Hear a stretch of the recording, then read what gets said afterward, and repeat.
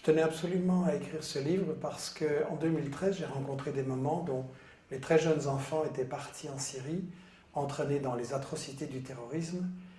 Et en juin 2013, j'ai proposé aux personnalités des 4 grands partis en Belgique de faire un débat sur le thème « Que pouvons-nous faire pour les empêcher de partir là-bas » Par une personne, aucun n'a voulu venir, apparemment ils s'en fichaient, ça m'a interpellé.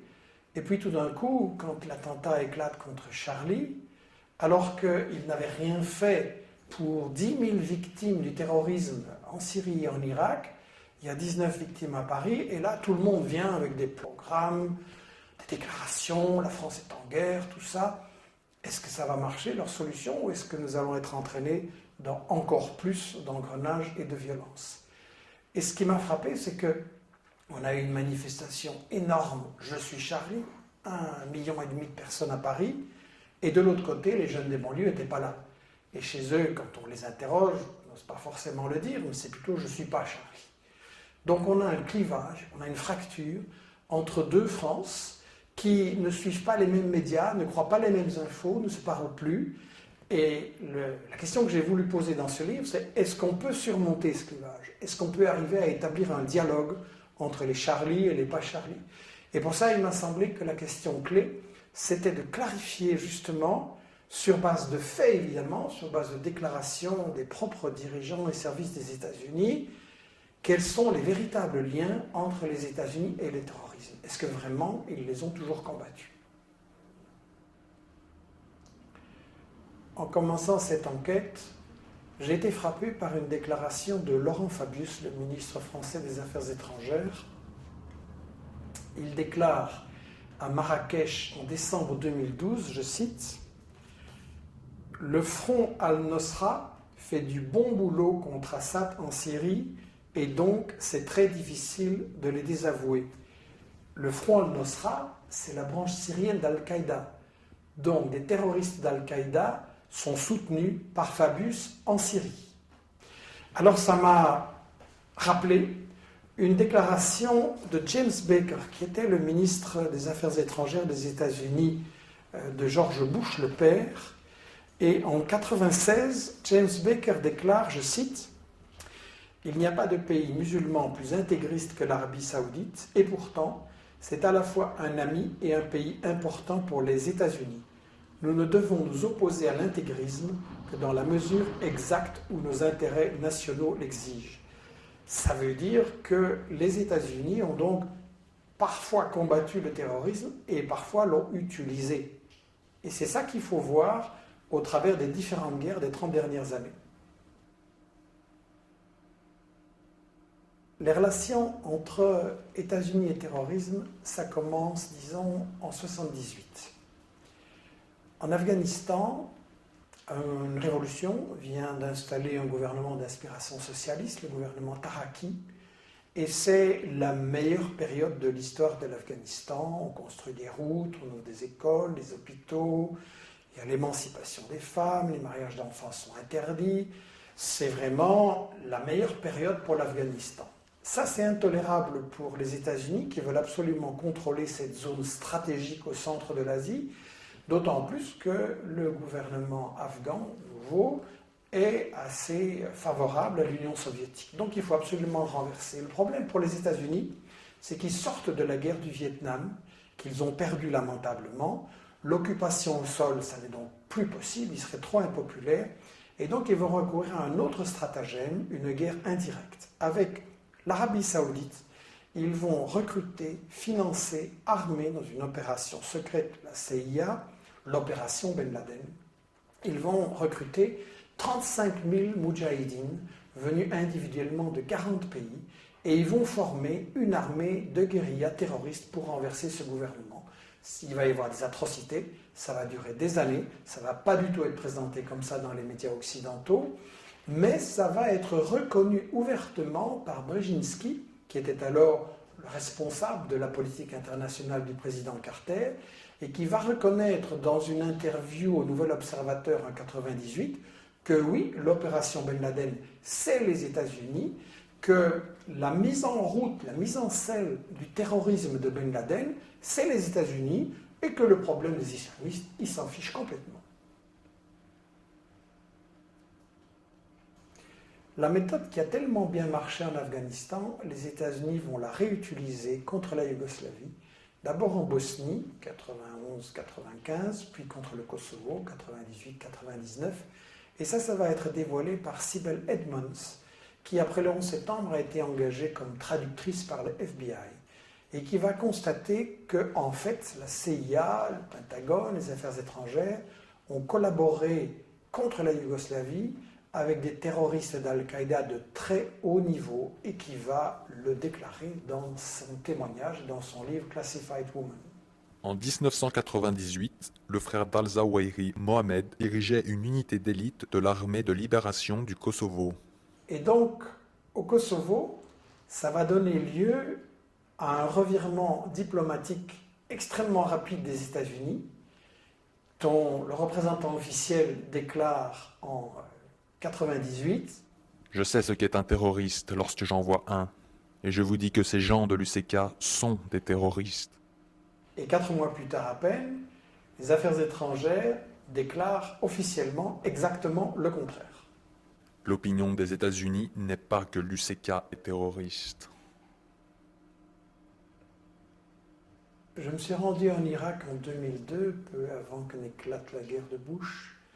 Et en parlant aux Irakiens, aussi bien les pro-Saddam que les anti-Saddam, il était très clair que les États-Unis allaient affronter une résistance terrible parce qu'aucun Irakien ne voulait d'eux comme force d'occupation.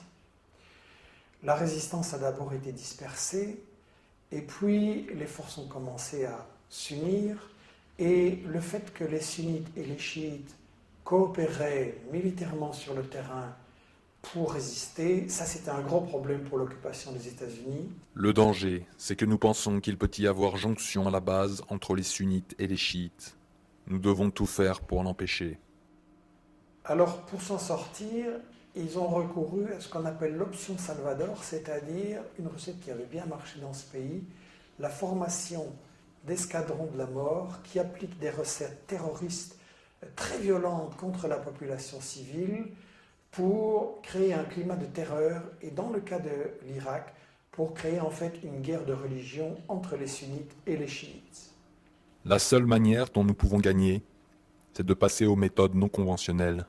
Nous devons terroriser les Irakiens et les forcer à se soumettre.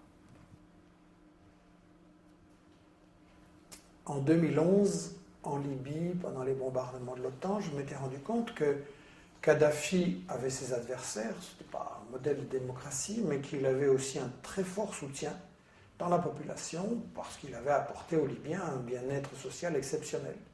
Donc malgré les médias mensonges de l'époque qui unissaient aussi bien l'OTAN, Al Jazeera, BHL et les médias occidentaux, malgré ces médias mensonges grossiers, le problème qui se posait à Obama, c'était comment briser le soutien d'une grande partie de la population pour renverser Kadhafi. Il ne voulait absolument pas débarquer ses troupes au sol. L'expérience de Bush en Irak, en Afghanistan avait montré que ça ne marchait pas. Donc il fallait trouver des troupes sur place. Il n'y en avait pas beaucoup. Les seuls qui existaient, c'était les terroristes libyens, la section libyenne d'Al-Qaïda. Et donc on a eu un renversement d'opinion absolument ahurissant, avec en 2007 des sources officielles des États-Unis qui déclarent que ce sont des terroristes. La région de Benghazi à Tobrouk représente une des plus grandes concentrations de terroristes au monde. Et puis en 2011, les sources officielles des États-Unis qui disent que non, ce n'est pas des terroristes, c'est des combattants pour la démocratie. Des douzaines d'anciens combattants du GICL participent aux efforts des rebelles visant à renverser Kadhafi. Ils le font à titre personnel, pas comme groupe constitué.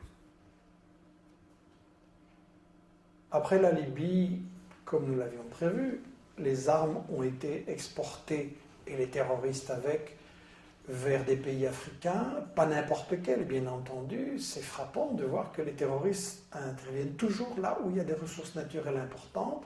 Et donc on a eu leur intervention au Mali, or, argent, pétrole, uranium, au Niger, uranium, énorme ressource, puis au Nigeria, le principal producteur de pétrole en en Afrique, très important pour les États-Unis, un pays qui pourrait devenir un leader si l'Afrique arrive à s'émanciper, un pays qui de temps en temps regarde un peu vers la Chine. Donc les États-Unis veulent absolument conserver le contrôle. Nigeria, c'est un pays puissant. Et donc là va s'appliquer la méthode de Brzezinski en Afrique de faire éclater les États trop importants en une série de micro-nationalités. Et donc là, le fait de dresser les chrétiens et les musulmans les uns contre les autres et de rendre le pays ingérable, c'est exactement la stratégie qui correspond aux intérêts des États-Unis. Alors c'est intéressant de savoir que Boko Haram a été financé par des fondations de Grande-Bretagne et d'Arabie Saoudite. On retrouve l'Arabie Saoudite constamment derrière le financement des terroristes qui servent les intérêts des États-Unis. La guerre contre la Syrie n'a pas commencé en 2011, mais au moins en 2009. L'ex-ministre français des Affaires étrangères, Roland Dumas, a confié qu'il avait reçu des propositions des Britanniques disant on va attaquer la Syrie en 2009, donc. Il avait refusé. Et en fait, ça commence plus tôt. Dès 2007, ça se prépare au Liban, où Bandar Sultan, un grand ami de Bush, au point qu'il va être surnommé Bandar Bush, va financer des milices terroristes extrémistes au Liban d'abord et puis en Syrie. Et ça, c'est une opération où l'Arabie Saoudite sert d'intermédiaire pour une filière terroriste organisée par les États-Unis. Les acteurs clés sont les Saoudiens bien sûr et Bandar qui ont conclu une sorte d'accord privé avec la Maison-Blanche. L'idée est d'avoir un soutien financier de l'Arabie Saoudite pour soutenir divers groupes sunnites extrémistes du djihad. Je crois que l'information sur tout ça, c'est trop important et qu'il faut absolument éviter qu'on se laisse entraîner dans cette guerre de religion. D'un côté, on a cette version de l'islam complètement fanatique, rétrograde, violente, qui est développée par les meilleurs amis des États-Unis et de l'Europe, l'Arabie Saoudite et le Qatar. Et de l'autre côté, on a, très très préoccupant en Europe, cette montée de l'islamophobie qui justifie la division des couches travailleuses entre elles sur le plan social ici et sur le plan de toutes ces guerres qu'on prépare contre des pays arabes ou musulmans. Il est vraiment fondamental de rétablir un dialogue entre les Charlie et les pas Charlie. La véritable liberté d'expression, je pense, c'est de pouvoir parler ensemble et débattre sans tabou sur les intérêts cachés et les stratégies cachées de ceux qui prétendent dominer le monde.